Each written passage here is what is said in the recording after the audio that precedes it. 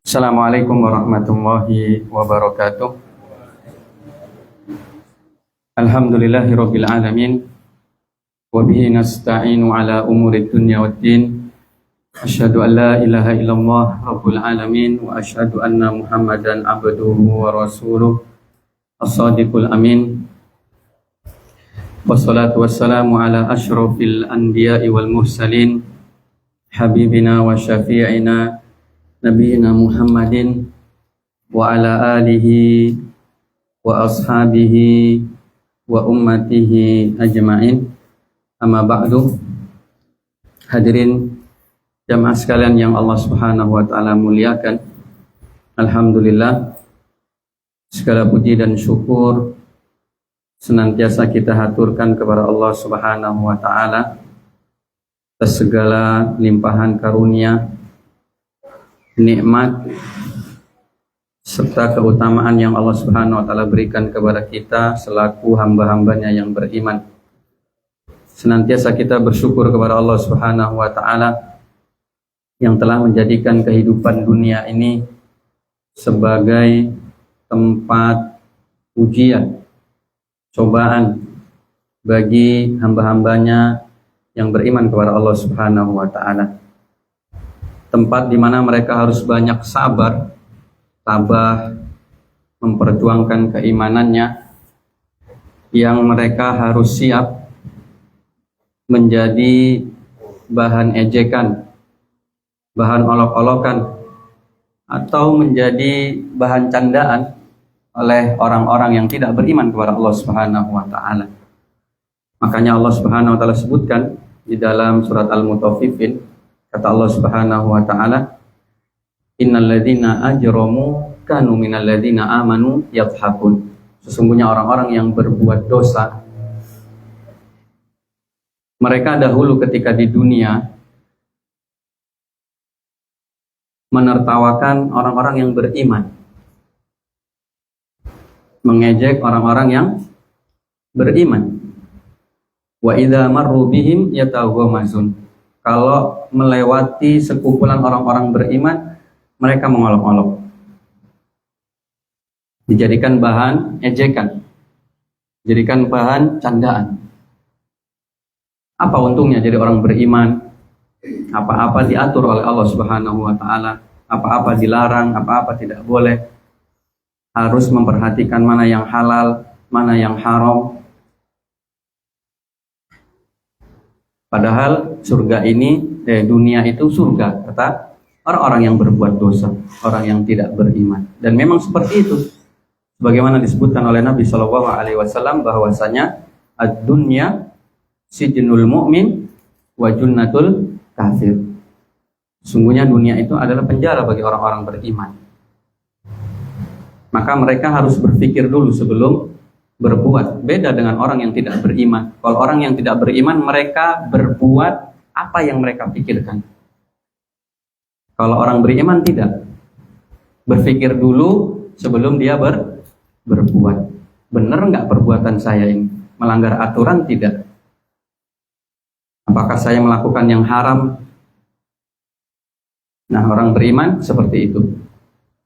Kemudian kata Allah Subhanahu wa taala, wa idzan qalabu ila ahlihim qalabu fakihin. Kalau orang-orang yang berbuat dosa tadi, orang-orang yang tidak beriman tadi, mereka pulang kepada keluarga-keluarga mereka, mereka tertawa terbahak-bahak. Cerita, kami baru ketemu orang yang beriman, kasihan mereka. Tidak bisa menikmati dunia dengan sebebas-bebasnya. Mereka banyak aturannya. Harus memperhatikan syariat agama Islam. Ditertawakan. Kemudian kata Allah Subhanahu wa taala, wa idzan qalabu ila ahlihim qalabu fakihin wa idza ra'awhum qalu inna haula'i la dhalun wa ma ursilu alaihim hafidin.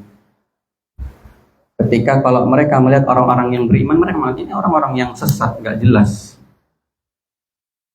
Karena nggak ada utusan yang diutus kepada mereka. Kan seperti itu. Ketika Nabi Muhammad SAW diutus ya di tengah-tengah umatnya, Maka mereka mengatakan, ini siapa? Dia manusia seperti kita biasa. Bahkan dia adalah orang gila, dia adalah tukang sihir, dia tukang penyair. Ya, sesungguhnya orang-orang beriman itulah orang-orang yang sesat. Mereka jauh dari kehidupan yang sebenarnya. Tapi apakah Allah Subhanahu wa taala membiarkan begitu saja? Tidak. Allah Maha Adil. Allah akan balas nanti ketika di kehidupan akhirat. Maka kemudian kata Allah Subhanahu wa taala menutup surat ini, kata Allah Subhanahu wa taala, al-yaum fal yaumal ladzina amanu minal kuffari yadhakun. Gantian. Tadi Allah mengatakan kanu dahulu ketika di dunia orang-orang yang berbuat dosa, orang yang tidak beriman itu menertawakan orang-orang beriman. Mengolok-olok orang beriman, menjadikan keimanan orang beriman sebagai candaan. Tapi kata Allah Subhanahu wa taala, "Fal yaumal ladzina amanu minal kuffari yadhakun." Tapi kata Allah Subhanahu, janji Allah Subhanahu wa taala pada hari ini di akhirat orang-orang yang beriman itulah justru nanti yang berbalik menertawakan orang-orang yang berbuat dosa. Orang yang tidak beriman kepada Allah Subhanahu wa taala. Kemudian Allah mengatakan fal yaumal ladzina amanu minal kuffari yadhakun 'alal araiki yanzurun. Di mana orang-orang beriman itu nanti di akhirat ya, mereka menertawakan orang-orang yang berbuat dosa dihukum oleh Allah Subhanahu wa taala di dalam neraka.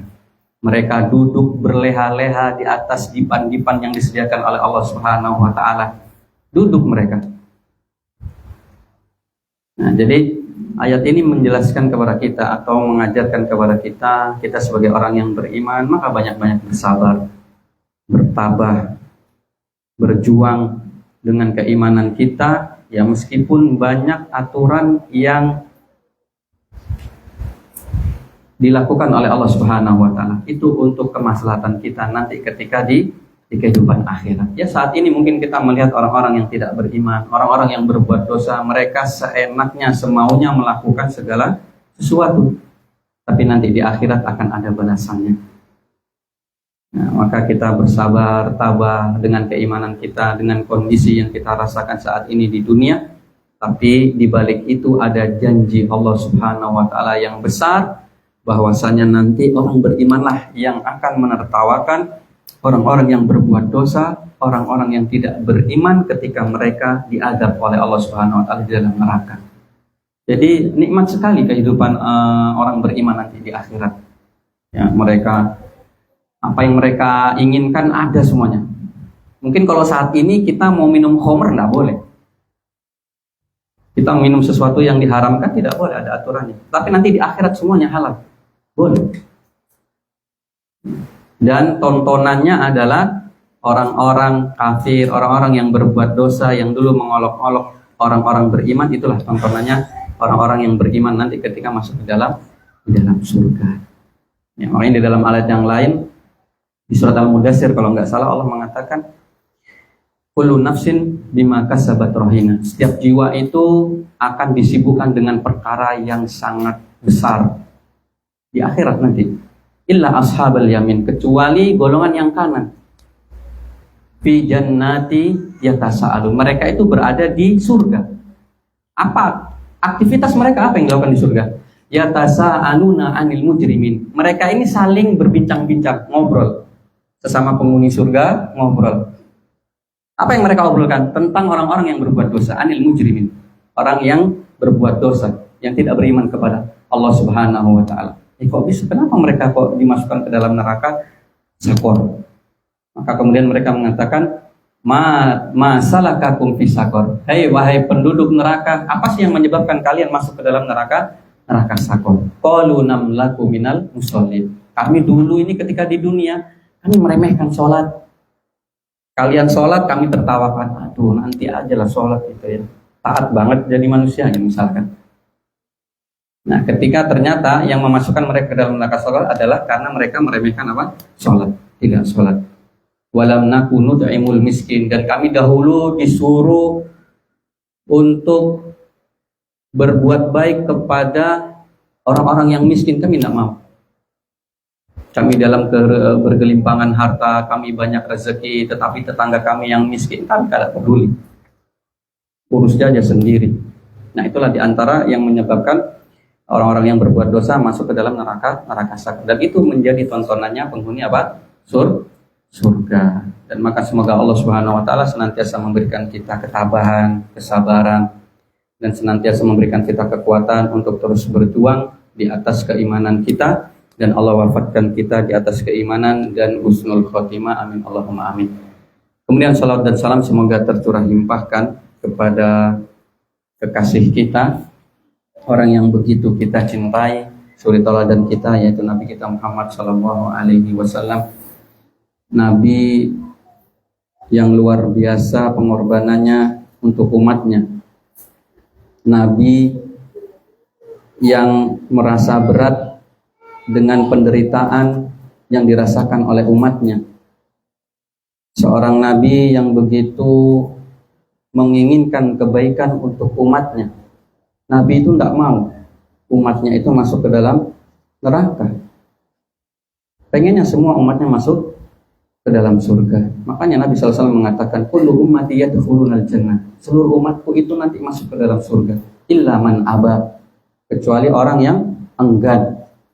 Maka kemudian para sahabat bertanya, wa man la ya'ba Rasulullah? Siapa yang orang tidak mau masuk surga, wahai Rasulullah? Kok bisa ada manusia yang padahal surga itu adalah tempat yang dijadikan perlombaan oleh orang-orang beriman ketika di dunia untuk mendapatkannya, tapi ada yang tidak mau. Ya, maka kata Nabi sallallahu alaihi wasallam, man ata'ani dakhala al-jannah, barang siapa taat kepadaku, maka dia masuk surga. Wa man asoni,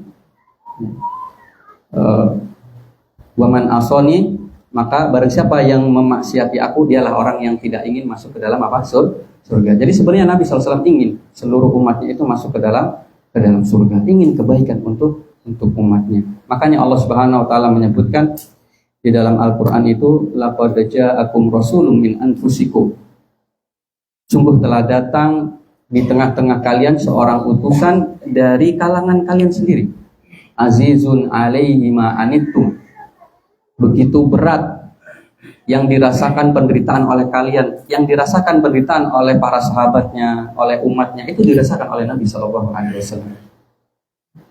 Ya, harisun alaikum, dan Nabi itu sangat menginginkan kebaikan untuk kalian, ingin semuanya masuk ke dalam surga. Bil mu'minina raufur rahim, dan terhadap orang-orang yang beriman, Nabi itu begitu mencintai, begitu menyayangi, ya, terhadap orang-orang yang beriman. Makanya kalau kita lihat riwayat-riwayat itu banyak sekali yang membuktikan bahwasanya cinta Nabi Shallallahu Alaihi Wasallam kepada umatnya, kepada orang beriman itu benar-benar dibuktikan dengan ya kehidupan sehari-hari.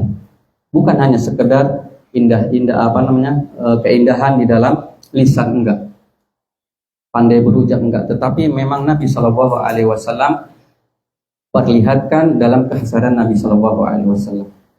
Pernah suatu hari diriwayatkan oleh sahabat Abu Hurairah radhiyallahu taala anhu bahwa Nabi Shallallahu Alaihi Wasallam itu pernah berziarah kubur. Ya, sebagaimana yang kita ketahui, ketika berziarah kubur maka Nabi pun mengucapkan salam. Assalamualaikum ya ahlad diyar. Salam keselamatan bagi kalian penghuni kubur. Sesungguhnya kami ini juga akan menyusul kalian. Nah, setelah itu Nabi Sallallahu Alaihi Wasallam bersabda yang membuat para sahabat terheran. Kata Nabi Sallallahu Alaihi Wasallam, inni wadidtu annana ra'aina ikhwanana. Kata Nabi Sallallahu Alaihi Wasallam, sesungguhnya aku ingin sekali kita ini bisa melihat saudara-saudara kita. Maka para sahabat yang mendengar heran. Kenapa? Karena kata para sahabat, kok bisa ya?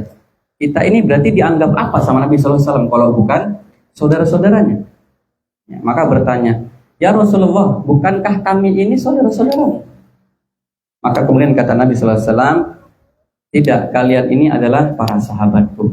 Sedangkan saudara-saudaraku adalah mereka yang belum bertemu dengan kita saat ini. Artinya orang yang belum datang ya. Ya orang yang akan datang setelah Nabi Shallallahu Alaihi Wasallam dari kalangan orang-orang yang beriman. Ya, di situ Nabi ingin sekali bertemu dengan umatnya. Dan di antara bukti yang lain bahwasanya menunjukkan Nabi Shallallahu Alaihi Wasallam begitu cinta dan sayang kepada umatnya, kepada orang-orang beriman, adalah sebuah riwayat yang diriwayatkan oleh Ummul Mukminin Aisyah radhiyallahu anha. Jadi suatu hari Aisyah ini melihat Nabi Sallallahu Alaihi Wasallam sedang dalam keadaan hatinya senang. Ya, hatinya senang. Jadi orang kalau lagi nyaman gitu diajak ngobrol nyambung. Nah, ini buat yang sudah berkeluarga, maka kalau lagi ada butuh hal-hal yang penting untuk dibicarakan dengan suami atau istrinya, maka lihat kondisi pasangan masing-masing. Karena ini menjadi faktor. Dan Aisyah cerdas dia melihat, oh ini pas timingnya, pas kondisinya pas untuk saya ngobrol dengan Nabi Shallallahu Alaihi Wasallam. Nah, maka ketika melihat Nabi Shallallahu Alaihi Wasallam dalam keadaan suasana hatinya lagi senang, ya, lagi ini kayaknya kalau diajak ngobrol nyambung aja Nabi ini. Ya, reaksinya bagus. Maka kemudian kata Aisyah, ya Rasulullah, ud'ullaha li. Wahai Rasulullah, doakanlah aku, berdoalah kepada Allah Subhanahu wa taala untuk diriku. Maka kemudian Nabi sallallahu alaihi wasallam mengatakan, Allahumma ighfir li Aisyah ma taqaddama min dambihi wa ma ta'akhkhara wa ma a'lanat wa ma asrat. Ya Allah, ampunilah dosa-dosa Aisyah yang telah lalu ataupun yang akan datang. Dosa-dosa yang tersembunyi ataupun dosa-dosa yang nampak. Maka ketika Aisyah mendengar sabda Nabi Sallallahu Alaihi Wasallam ini, beliau bahagia. Ya, sampai-sampai kepalanya itu jatuh ke pundaknya gitu, saking bahagianya. Maka kemudian Nabi Sallallahu Alaihi Wasallam ketika melihat kondisi Aisyah mengatakan, wahai Aisyah, apakah engkau bahagia? Maka kemudian kata Aisyah, siapa yang tidak bahagia? Didoakan oleh orang yang doanya pasti apa? Dikabulkan. Dan doanya berisi pengampunan dosa. Siapa yang nggak mau? Doanya berisi pengampunan dosa dari orang yang doanya pasti dikabulkan oleh Allah Subhanahu wa Ta'ala. Maka kemudian kata Nabi sallallahu alaihi wasallam, wallahi, demi Allah, sesungguhnya inilah doa yang aku panjatkan kepada Allah Subhanahu wa Ta'ala untuk umatku di setiap sholatku, kata Nabi sallallahu alaihi wasallam. Artinya ketika Nabi sallallahu alaihi wasallam masih hidup dahulu, di setiap sholat Nabi sallallahu alaihi wasallam beliau memintakan ampun untuk umat-umatnya, memintakan ampun untuk orang beriman dari umatnya agar diampuni dosa-dosanya oleh Allah Subhanahu wa Ta'ala. Maka ini menunjukkan ketulusan cinta dan sayangnya Nabi sallallahu alaihi wasallam kepada umatnya. Maka semoga kita termasuk menjadi umat-umat Nabi Shallallahu Alaihi Wasallam sampai akhir kehidupan kita nanti, dan semoga Allah Subhanahu Wa Taala bisa mempertemukan kita dengan Nabi di telaganya dan mengumpulkan kita di dalam surga dengan Nabi Muhammad Shallallahu Alaihi Wasallam. Baik hadirin jamaah sekalian yang dimuliakan Allah Subhanahu Wa Taala, kita lanjutkan pembahasan dari kitab Al-Usul As-Salasah atau salah satu usul yang ditulis oleh Syekh Muhammad bin Abdul Wahhab rahimallahu ta'ala. Saat ini kita masuk pada pokok yang ketiga. Baru mulai. Berarti sudah selesai dua pokok sebelumnya, yaitu Al-Aslul Awal wal Aslus Sani Ma'rifatul Abdi Rabbahu wa Dinahu. Ya, pokok yang pertama adalah seorang hamba mengetahui siapa Rabbnya. Pokok yang kedua, seorang hamba mengetahui apa agamanya. Nah sekarang insyaallah ta'ala ya 1 jam ke depan kita akan membahas pokok yang ketiga yang disebutkan oleh penulis di sini, yaitu pokok mengenal Nabi Shallallahu Alaihi Wasallam. Kata penulis di sini rahimallahu ta'ala, al-aslu as-salis ma'rifatu nabiyyikum Muhammadin Shallallahu Alaihi Wasallam wa huwa Muhammad ibn Abdullah bin Abdul Muttalib bin Hashim wa Hashim min Quraisy wa Quraisy min al-Arab wal Arab min dzurriyyati Ismail ibn Ibrahim al-Khalil alaihi wa ala nabiyina afdhalus salati wassalam. walahu minal umuri 63 sanah wa minha 40 qabla an-nubuwah wa 23 fin nubuwah nubbi'a bi Iqra wa ursila bil Mudaththir wa baladuhu Makkah ba'athahu bin nizara aw nazarati an syirki wa bid da'wati ila tauhidi wa dalilu qauluhu ta'ala ya ayyuhal mudaththir qum fa'andir sampai akhirnya. Kemudian beliau menyebutkan wa makna qum fa'andir ay yunziru an syirki wa yad'u ila tauhid wa rabbaka fakabbir ay azimhu bit tauhid wa siyabaka fatahhir ay tahhir a'malaka an syirki wa rujza fahjur ay rujza al asnam wa hajruha ay tarkuha al bara'atu minha wa ahluha. Akhadha ala hada 10 sinina yad'u ila tauhid wa ba'da al ashri urija bihi ila samai wa furidat alaihi salatul khams wa shalla fi Makkah 3 sinin wa ba'daha umira bil hijrati ila al Madinah wal hijratu al intiqalu min baladis syirki ila baladil Islam. Nah, kata penulis rahimallahu di sini bahwasanya pokok yang ketiga ini adalah mengenal Nabi Muhammad sallallahu alaihi wasallam. Hadirin jamaah sekalian yang dirahmati Allah Subhanahu wa taala. Sebelumnya dua pokok sudah disebutkan, yaitu pokok yang pertama seorang hamba mengetahui Rabbnya, dan yang kedua seorang hamba mengetahui agamanya. Nah, pokok yang ketiga ini yaitu mengetahui Nabi Muhammad sallallahu alaihi wasallam ini sebagai penjelas.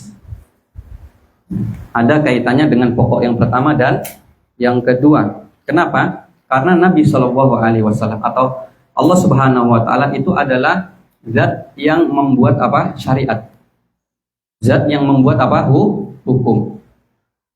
Kemudian Allah lah yang menurunkan agama. Sehingga kemudian Allah Subhanahu Wa Taala mengutus seorang Rasul untuk menyampaikan risalah, hukum, aturan Allah Subhanahu wa taala yang ada di dalam agama. Karena kalau nggak ada Rasul, ya, tidak ada yang diutus, tidak ada yang menyampaikan apa? Hukum-hukum Allah, aturan Allah Subhanahu wa taala. Nah, makanya pada pokok yang ketiga ini masih ada kaitannya dengan pokok yang pertama dan yang kedua. Di mana Nabi Shallallahu alaihi wasallam ini menjadi wasilah, ya, perantara untuk menyampaikan wahyu dari Allah Subhanahu wa taala, menyampaikan hukum aturan di dalam agama. Ya. Oleh karenanya di dalam ibadah itu seseorang tidak akan diterima ibadahnya. Ya. Kecuali terpenuhi dua rukun. Yang pertama adalah ikhlas karena Allah Subhanahu wa taala, dan yang kedua adalah mengikuti tuntunan Rasul sallallahu alaihi wasallam. Nah, disitulah tugas seorang Rasul, ya, menyampaikan bagaimana sih ibadah, ya, mencontohkan bagaimana bentuk ibadah kepada Allah Subhanahu wa taala. Jadi sehingga seorang hamba tidak akan bisa beribadah kepada Allah Subhanahu wa taala dengan benar, ya, kecuali melalui perantara seorang nabi, yaitu Muhammad Shallallahu Alaihi Wasallam, yang menjelaskan tentang, ya, aturan-aturan yang berkaitan dengan ibadah.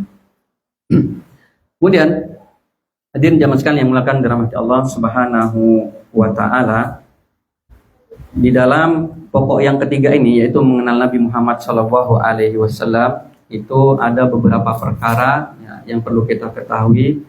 Yang pertama berkaitan dengan nasab Nabi Shallallahu Alaihi Wasallam. Sebelum itu perlu kita ketahui bahwa orang yang kelak nanti bisa menjawab fitnah kubur, ya, pertanyaan di dalam kubur nanti, yaitu 3 pokok ini, ya, siapa Tuhanmu, apa agamamu, kemudian siapa nabimu, ya, ketika di alam barzah nanti adalah orang yang memang benar-benar mengenal Nabi Muhammad Shallallahu Alaihi Wasallam.